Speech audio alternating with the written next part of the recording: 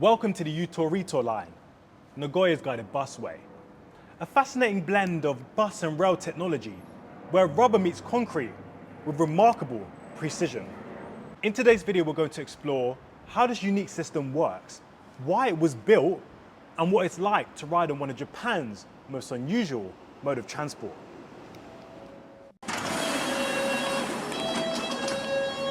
So let's start off with a bit of context of this guided busway. This guided busway is located in Nagoya, which is in the Aichi prefecture of Japan. And it's located in the northeast side of Nagoya, running between Ozone and Obata Ryokuchi. It has 4 integral routes, with most going to other regions of Nagoya, but the actual guided busway itself only has 9 stations, with a length about 6.5 kilometers, which is about 4 miles. So only this section is part of the Utorito line. The rest of it is just a usual bus route.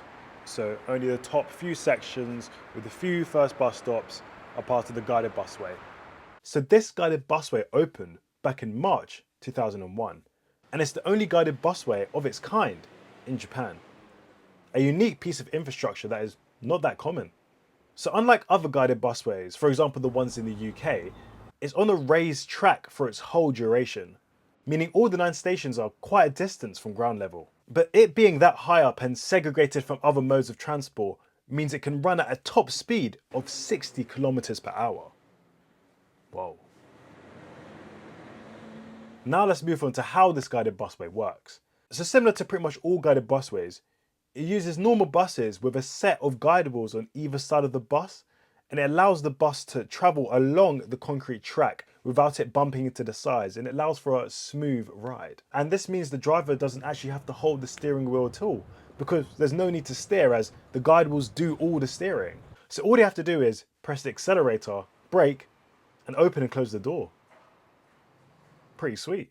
And what's quite interesting about this guided busway specifically is that legally it's considered a railway, which means the drivers on this route need to have both a bus driver's license and a train driver's license.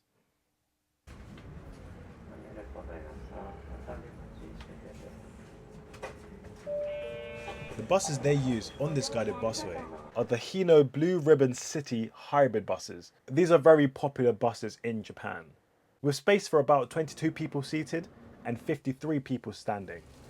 And I like the buses. They were comfortable to ride, easy to use, and I like the colorway inside. The orange and blue really works well. I definitely recommend.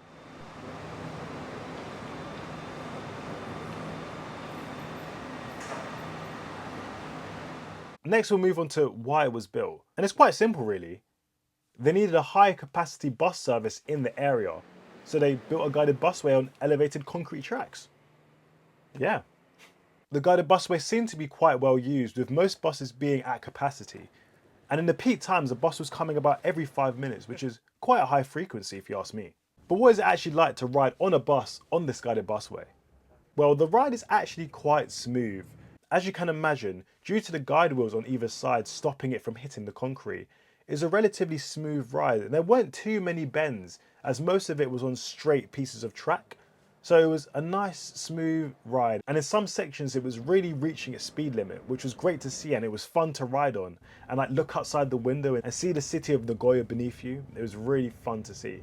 But yeah, it felt really quick, really smooth, and quite an enjoyable ride. Being quite high up on an elevated track kind of reminded me of the DLR. Yes, at a slower speed than the DLR, but just being high up and being able to see your surroundings from quite a unique position was really cool and really fun.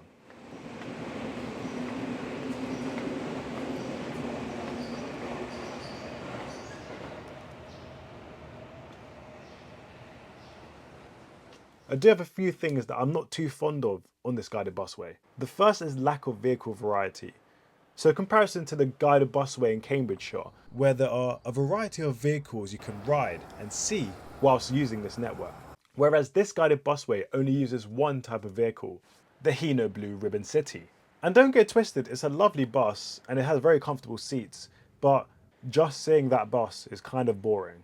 And I know that if I was using that busway regularly, I would like to have a bit more variety of what bus I'm going to get if and when I use it. My next point is about the lack of double-decker buses.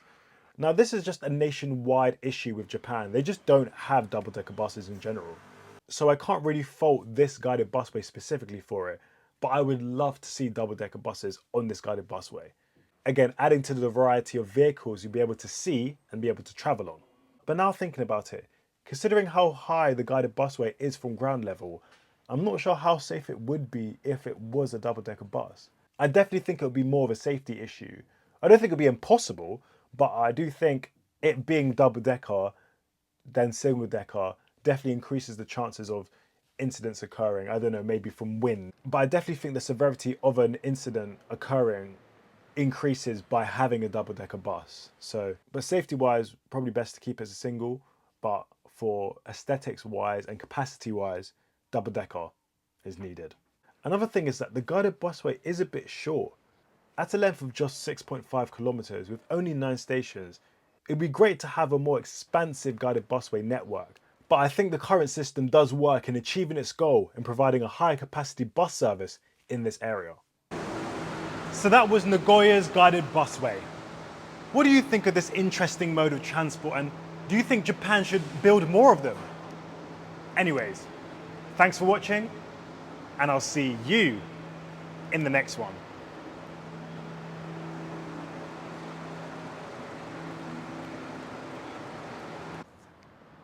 Precision.